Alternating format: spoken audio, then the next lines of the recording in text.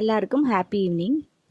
இன்றைக்கி ஒரு குட்டி மினி விளாக் தான் பார்க்க போகிறோம். நான் ஃபஸ்ட்டு சென்னை மூவ் ஆனதுக்கப்புறம் எனக்கு செட் ஆகாத விஷயம்னா அது பாலும் தயிர் மட்டும்தான். ஏன்னா இங்கே இப்படி ஸ்ட்ரெயிட்டாக மாட்டுப்பால் எல்லாம் குடிச்சிட்டு தயிர் சாப்பிட்டு அங்கே போயிட்டு பாக்கெட் பால் பாக்கெட் தயிரும்போது அது எனக்கு பிடிக்கல.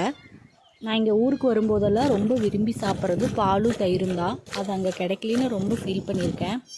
எப்போவுமே இப்படி பால் கறந்ததுக்கப்புறம் அது சூடாக இருக்கும்போதே காய வச்சு அதில் காஃபி போட்டு குடிக்கிற டேஸ்ட்டே வேறு தான்.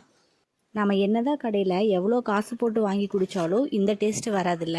நீங்களும் இந்த மாதிரி வில்லேஜிலிருந்து சிட்டிக்கு மூவ் ஆகி இந்த ஃபீலையெல்லாம் மிஸ் பண்ணியிருக்கீங்களா?